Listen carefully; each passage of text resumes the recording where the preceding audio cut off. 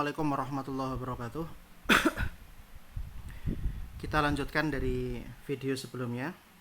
Di sini ada pembahasan waqad yas'alus sa'il. Ini ada sebuah pertanyaan dari orang yang bertanya. Lima hadzal ikhtilaf baina sahabah wa qad taraka lahum an-nabi al-Qur'an wa sunnah.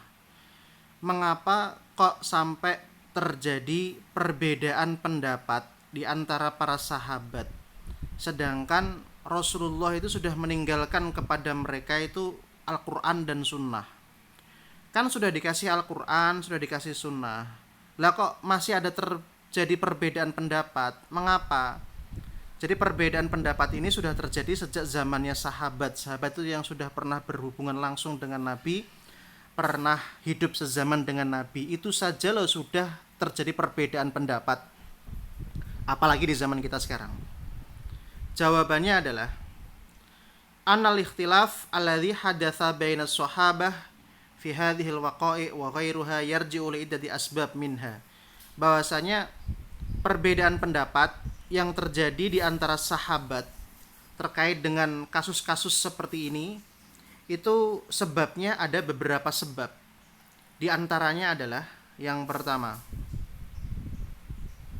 anna aktsara nususil ahkam fil Qur'an wa sunnah laisat qat'iyatud dalalah 'alal murad minha bal hiya dhanniyatud dalalah kama tahtamilu an tadulla ala makna al-akhar. Jadi gini. Sebab pertama mengapa terjadi perbedaan pendapat. Banyak sekali teks di dalam Al-Qur'an dan juga teks di dalam sunnah itu statusnya enggak qat'i, tetapi statusnya adalah dhonni. Nah, apa itu qat'i sama dhonni? Qat'i enggak ada perbedaan pendapat, enggak ada ihtimal. Sementara kalau dhonni itu ada ihtimal. Ihtimal itu apa? Bisa A, bisa B. Kalau qat'i pasti A. Nah, gitu. Sementara kalau dhonni bisa A, bisa B.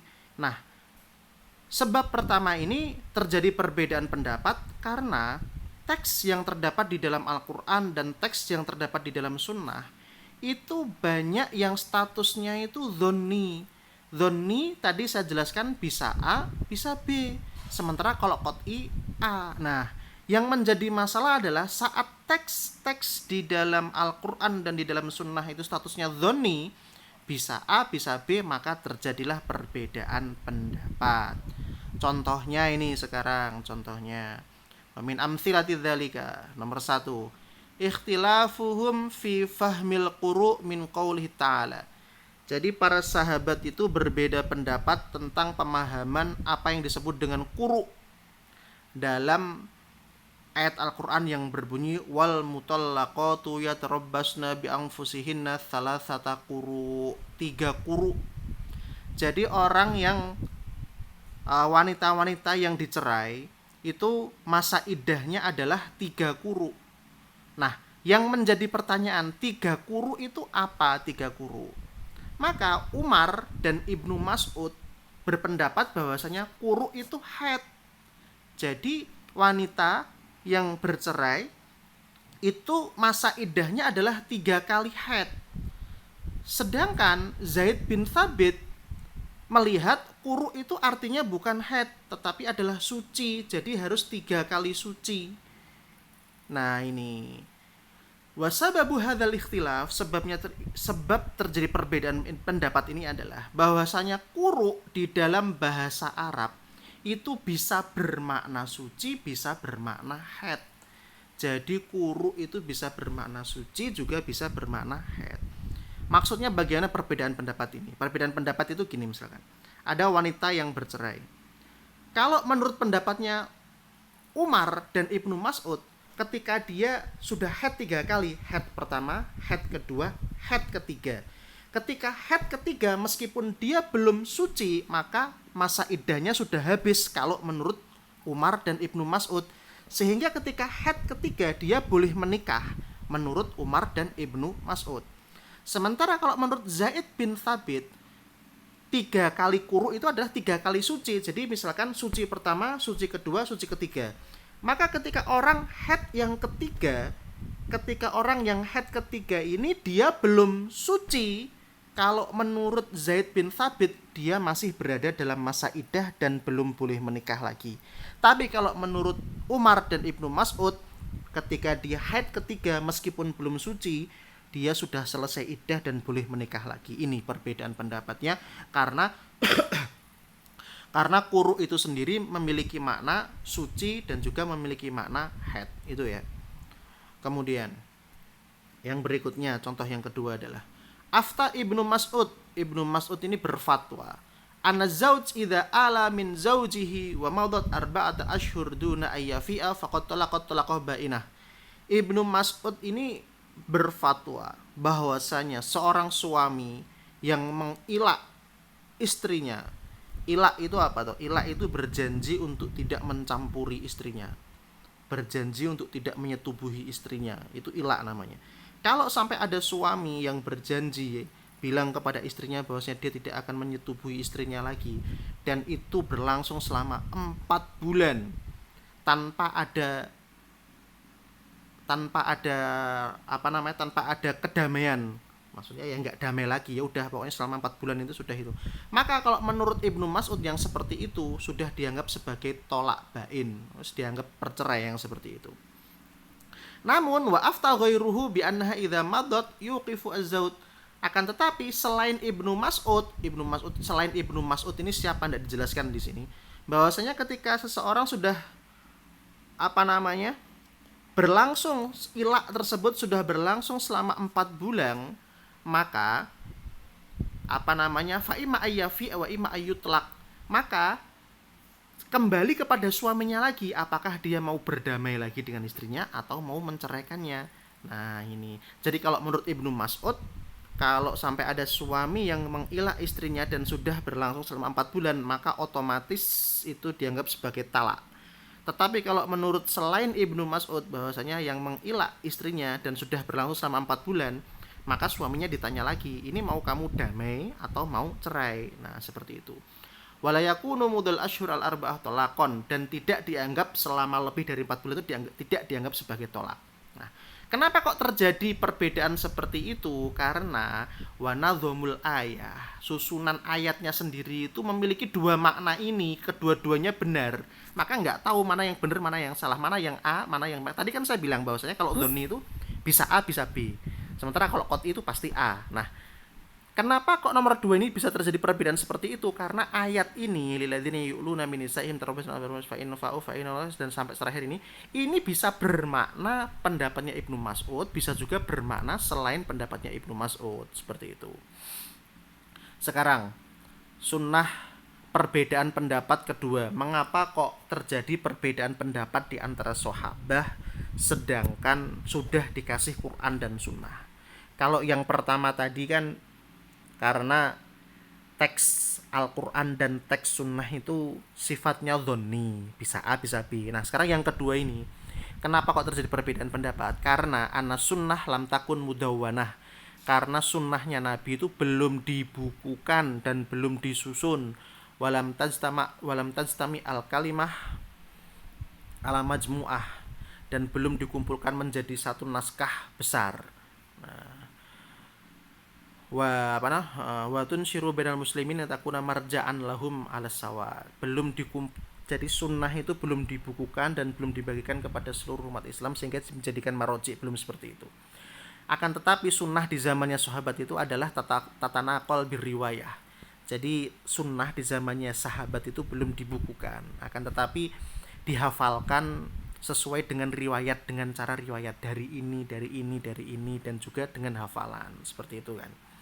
Warubama alima minha al mufti fi Misr, bisa jadi seorang mufti yang ada di Mesir itu mengetahui suatu sunnah apa yang tidak diketahui mufti di Damaskus. Nah ini karena sunnah belum dibukukan, bisa jadi mufti di Mesir itu tahu ada hadisnya ini, tapi mufti di Damaskus nggak tahu.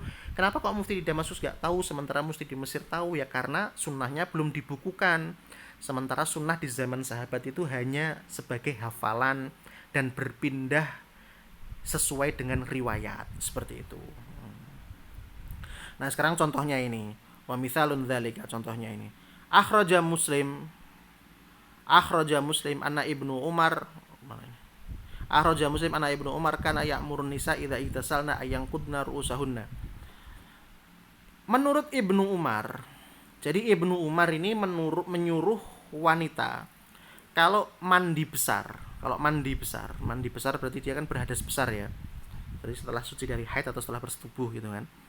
Ayyanqudna ru'usahunna. Jadi kalau wanita menurut Ibnu Umar ini ketika mandi besar, udah kepalanya nggak usah disiram air gitu loh. Kepalanya nggak usah disiram air, biarkan kering gitu. Kemudian Aisyah dengar, samiat Aisyah. Aisyah kan istrinya Nabi ini, denger ini. Kemudian Aisyah berkata, wah kok hebat sekali, ajaban, loh kok gitu, gitu kan. Kuntu aghtasilu ana wa Rasulullah min ina'in wahidin. Saya itu pernah mandi bersama Rasulullah dalam satu wadah. Wa ma uzida ala an afrugha ala ra'si thalatha ifraghat. Dan saya juga menyiram rambut saya atau kepala saya itu sampai 3 kali siraman. Nah, itu contohnya. Sekarang adalah sebab ketiga. Sebab ketiga kenapa terjadi perbedaan pendapat di antara sahabat adalah anal bi'at allati ya'ishuna fiha mukhtalifah, bahwasanya lingkungan tempat para sahabat ini hidup itu berbeda-beda. Wal masalih wal hajat allati yashra'una lahum mutafawitah. Jadi maslahat kemudian kebutuhan-kebutuhan di dalam tempat hidup para sahabat itu berbeda-beda juga, berbagai tingkatan. Abdullah bin Umar bil Madinah. Abdullah bin Umar tinggal di Madinah. La yatra'u lahu matra'a li Muawiyah bin Abi Sufyan fi Syam. Jadi Abdullah bin Umar itu tinggal di Madinah, tidak pernah mendapati sebuah permasalahan yang pernah dihadapi oleh Muawiyah yang hidup di Syam atau di Syria itu. Walali Abdullah bin Mas'ud bil Kufah, juga yang Abdullah bin Umar ini tinggal di Madinah tidak menjumpai sebuah permasalahan yang ditemui Abdullah bin Mas'ud yang tinggal di Kufah atau di Irak sana. Fabina'an ala ikhtilafil bi'at ikhtilafal anzar fi takdiril masalih wal bawa'ith ala tasyri'il ahkam. Maka karena lingkungannya berbeda, maka hasil ijtihadnya juga bisa berbeda. Karena apa yang dihadapi orang di Madinah, apa yang dihadapi orang di Kufah belum tentu dihadapi permasalahan di Madinah. Apa yang dihadapi orang di Syam belum tentu dihadapi permasalahan yang ada di Madinah juga, sehingga membutuhkan ijtihad, sehingga terjadi perbedaan pendapat. Nah sekarang wamin amthilati dzalika, contohnya adalah apa? Pertama adalah mas'alatu dawabil ibil qad sabaq. Jadi tadi kemarin sudah pernah kita bahas terkait dengan onta yang hilang atau onta yang tersesat. Itu terjadi perbedaan pendapat di sana mulai dari zamannya Umar, Utsman sama Ali. Itu onta yang hilang itu perlakuannya berbeda-beda. Kalau zamannya Umar, onta yang hilang itu udah dibiarkan saja.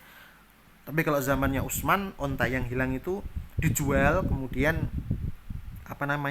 hasil penjualannya disimpan, ketika ada tuannya yang membutuhkan diberikan. Kalau zamannya Ali, onta yang hilang itu diambil, kemudian ontanya dikasih makan dari Baitul Mal, seperti itu. Kenapa kok beda-beda antara Umar, Utsman, Ali? Ya karena zamannya berubah itu. Kemudian contoh yang kedua adalah taghyiru fatwa sahabah fi zakatil fitri. Nah ini, jadi ada perbedaan fatwa sahabat tentang zakat fitrah. Jadi zakat fitrah itu sebenarnya bahasa Arabnya kan zakatul fitri, nggak ada ceritanya zakatul fitroti, nggak ada. Jadi dalam bahasa fikih itu zakat fitrah itu ya zakatul fitri, zakat yang dikeluarkan oleh umat Islam karena umat Islam sudah tidak berpuasa lagi gitu.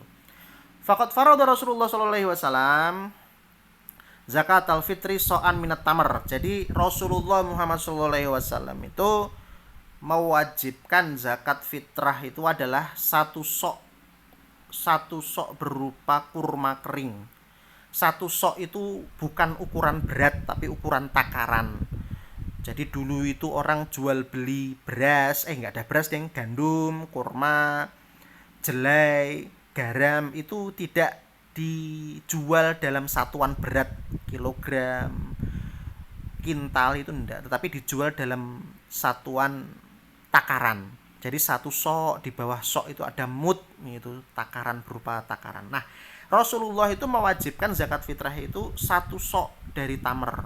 Satu sok itu berapa kilogram, berbeda-beda karena dulu itu zakat fitrah itu dikeluarkan dengan ukuran takaran. Sekarang kita umat modern, beras, gandum dan sebagainya itu kan dijual dengan ukuran berat, maka akhirnya orang-orang orang-orang ulama kontemporer itu pergi ke museum ngambil apa itu ngambil takaran di zaman dahulu, kemudian ditakar, ditimbang. Makanya ketika ditimbang itu beratnya bisa beda-beda karena dulu dijual dalam bentuk takaran, kalau sekarang dijual dalam bentuk kilo.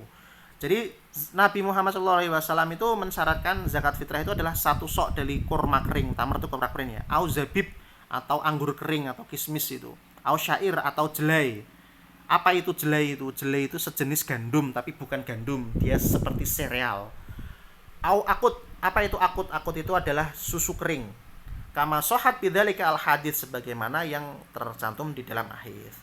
Fan Abi Sa'id Al-Khudri. Nah, sekarang ini ada Sa'id Al-Khudri ini. Qala. Jadi Abu Sa'id Al-Khudri ini berkata bahwasanya kunna nakhriju zakat al-fitri so'an minat to'am.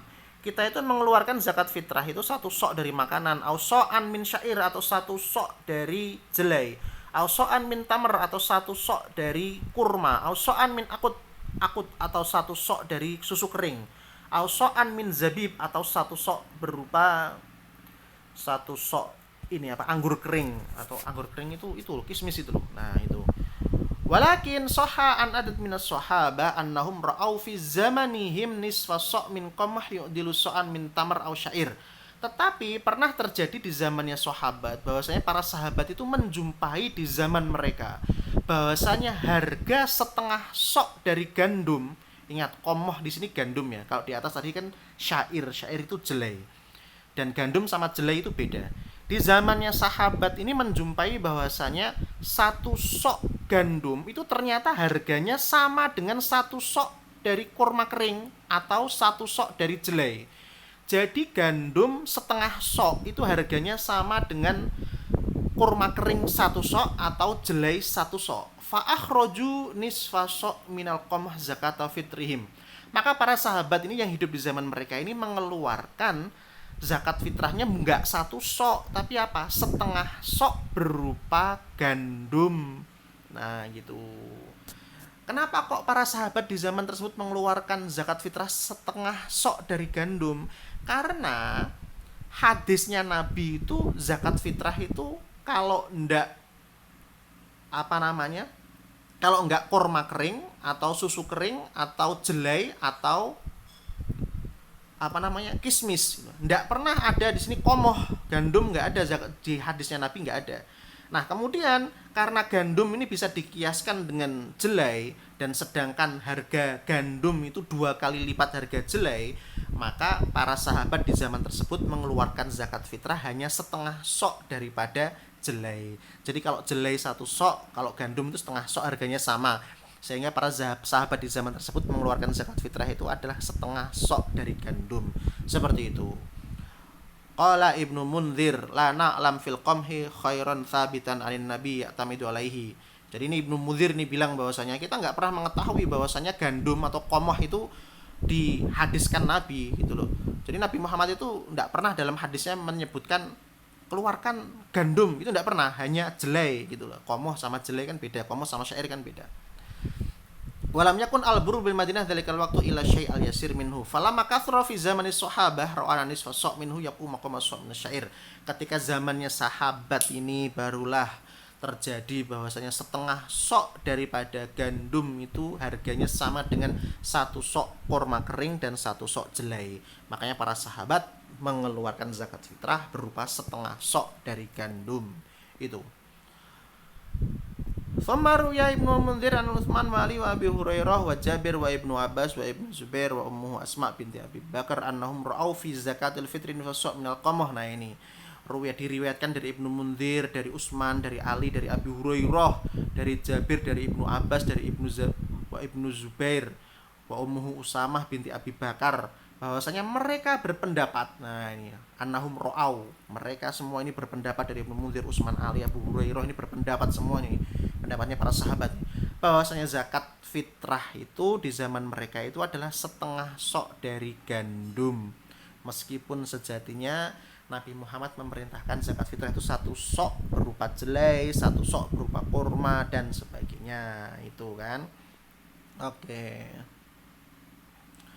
Udah, ini intinya sama ini sosok sama aku tak ceritain lagi lah, ini masih ada nih. Warawiya al-Bukhari wa Muslim wa ghairuhuma an Abi Sa'ad al-Khudri qala, jadi dari Abu Sa'id al-Khudri berkata, kunna nakhruju zakatal Qur'an nukhriju zakatal fitri idza kana fina Rasulullah sallallahu alaihi wasallam so'an minat ta'am atau so'an minat tamr. Kita tuh mengeluarkan zakat fitrah yang ada dalam zaman Rasulullah itu adalah satu sok kurma kering, satu sok dari jelai, satu sok dari zabib, ini adalah anggur kering, satu sok dari susu kering. Falam nazil kadzalika hatta qadima alaina Muawiyah, kita tetap mengeluarkan satu sok gitu. Jadi di zamannya Nabi itu kita mengeluarkan satu sok zakat fitrah itu berupa kurma kering, berupa jelai satu sok, zabib satu sok, akut satu sok, sampai datang Muawiyah ke Madinah. Jadi Muawiyah ini kan gubernur di Syam ya. Gubernur di Syam itu datang ke Madinah, faqala, berkata, inilah la aro muddain ini susok. Jadi Muawiyah ini bilang dari negeri Syam, Jordan sama Syria itu kan Syam. Itu datang ke Madinah itu. Bahwasanya Muawiyah bilang, "Loh, saya ngelihat bahwasanya dua mud itu adalah setengah sok. Dari samro Syam, yaitu adalah gandum, itu sama harganya dengan satu sok dari kurma kering." Fa akhadhan nas bidzalika. Maka orang-orang mengeluarkan zakat fitrah berupa setengah sok berupa gandum. Nah, itu udah. Kemudian contoh nomor 3 adalah ini. Contoh nomor 3. Karena kenapa terjadi perbedaan pendapat? Karena terjadi perbedaan pendapat, terjadi perbedaan tempat tinggal dan perbedaan lingkungan, itu kan. Perbedaan pendapat dan perbedaan lingkungan. Aujabal Quran Al-Karim ad-diyah fil qatli min ghairi ayyubayyina miqdaruha wala min ayyi al-amwal tu'khadhu kama lam ya'rad. Jadi Al-Quran itu mewajibkan diyah bagi orang yang membunuh itu tanpa menjelaskan berapa besaran diatnya. Diat itu adalah denda yang dibayarkan kepada orang yang membunuh tanpa sengaja atau membunuh syibhul amdi, itu kena diat. Wajah al-bayan fi sunnah, kemudian dijelaskan di dalam sunnah Nabi al-Musyarifah faqaddaruha Rasulullah sallallahu alaihi wasallam, bahwasanya diat itu berupa 100 ekor unta. Nah, diat berupa 100 unta. Tahtamilu akila al-jani wa hum hina idzan. Diatnya berupa 100 ekor unta. Oke, sebentar ya.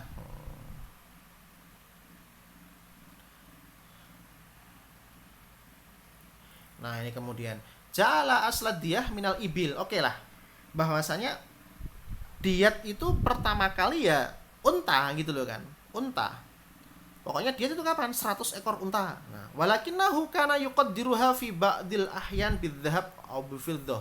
Tetapi karena enggak semua orang itu punya unta, akhirnya banyak yang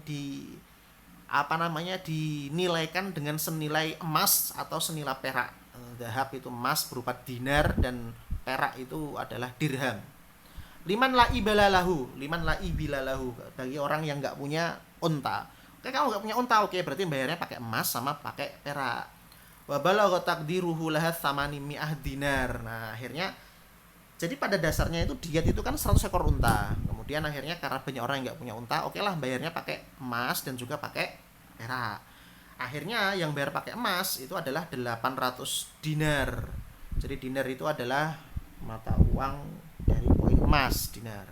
Atau wirok, ini adalah dirham, itu adalah 80.000 tamani atau alaf 80.000. 8.000 dirham. Jadi kalau pakai dinar maka harganya adalah 800 dinar. Kalau dinar 800. Kalau pakai dirham maka adalah 8.000 dirham. Itu kan. Falamma futihat al-futuhat ba'dahu wa dakhala fil Islam buldan ukhra taghayyarat qimatul ibil. Nah, ketika Islam itu meluas, terjadi perluasan wilayah Islam dan Islam masuk ke negara-negara yang lain, wa taghayyarat qimatul ibil, akhirnya harga unta itu berubah. Ya, namanya harga unta kan berubah. Kana marwahu Abu Dawud an Amr bin Syuaib an Nabihi an Jaddihi qala kanat qimatud diyah ala ahdi Rasulullah sallallahu alaihi wasallam dinar. Oke lah, harga diat di zamannya Rasulullah itu adalah 800 dinar. Wa thamana itu alaf dirham dan 8.000 dirham. Wa diyatu ahlil kitab yauma idzin nisfu min diyatil muslim maqala kuna kadzalika hatta istakhlafa Umar. sampai zamannya Umar bin Khattab itu harga unta itu menjadi mahal. Di zamannya Umar bin Khattab harga unta itu mahal. Faqala fa faradha Umar ala ahli dzahab alfu dinar. Akhirnya ketika zamannya Umar, diatnya itu berupa 1.000 dinar. Nah, kemudian kalau pakai wirok ini adalah pakai dirham, itu adalah 12.000 dirham. 12.000 jadi naik yang 800 dinar. Semula 800 dinar di zamannya Nabi, di zamannya Umar berubah menjadi 1.000 dinar. Yang semula di zamannya Nabi 8.000 dirham, di zamannya Umar menjadi 12.000 dirham. Wa alal ahlil baqari mi'atai baqor. Kalau bayar pakai kalau bayar pakai bakor ini sapi itu maka 200 sapi. Wala ahli syah alfu syah. Kalau bayar pakai domba atau kambing itu ya 2.000 kambing. Alfai syah, bukan alfun syah ya, tapi alfani sebenarnya, alfai ini dia 2.000 kambing. Wa ala ahlil hilal mi'atai hullah. Kalau mereka yang punya perhiasan atau punya hullah ini bisa berarti perhiasan, bisa berarti kain. Itu 200 kain. Saya kurang paham nih maksudnya bagaimana itu, karena adanya di zamannya Umar, sekarang nggak ada. Oke. Wa min huna fahima as-sahabah. Lo kok jadi biru? Jadi merah ya. Wa min huna fahima sahabah anna ba'd sunan al-marwiyah an rasul mulahidun fihi halal ummah wa mutaidatul bi'ah zaman tashri'. Jadi intinya tadi kita sudah saksikan sendiri bahwasanya zamannya Nabi itu, di zamannya Nabi diatnya itu 800 dinar sama 8.000 dirham. Kemudian di zamannya Umar naik. Kenapa ya? Karena ada inflasi, itu harga onta menjadi mahal kan, karena inflasi berarti. Jadi yang semula 800 menjadi 1.000 dinar. Kemudian kalau pakai dirham maka 12.000 dirham. Kan berubah itu. Kenapa berubah? Karena berubah kondisi dan berubah zaman. Jadi fikih itu seperti itu. Nah, ini sekarang penting ini. Wa bihadza yadhharu anna ikhtilafil bi'ah awal a'raf. Dari sini itu nampak bahwasanya perbedaan lingkungan dan perbedaan adat lahu atharun kabirun fi taghyiril ahkam, memiliki pengaruh yang sangat besar dalam perubahan hukum. Jadi fatwa fikih itu gitu loh. Jadi fikih itu kalau sudah berubah zaman, berubah tempat, berubah keadaan, itu hukumnya bisa beda. Makanya idealnya ini saya nggak ngeritik ini. Idealnya kita zaman sekarang itu, yang hidup di zaman sekarang itu, kalau belajar fikih itu ya idealnya belajar fikih-fikih kontemporer. Adapun fikih-fikih klasik itu digunakan sebagai perbandingan. Mengapa? Karena fikih-fikih klasik itu kan ditulis ratusan tahun lalu kan. Yang zaman sekarang itu mungkin zamannya udah berubah. Sehingga idealnya sih zaman sekarang kalau belajar fikih itu ya belajar fikih yang ditulis oleh mujtahid masa kini, seperti ulama-ulama yang berkompeten dalam ilmu fikih, seperti itu.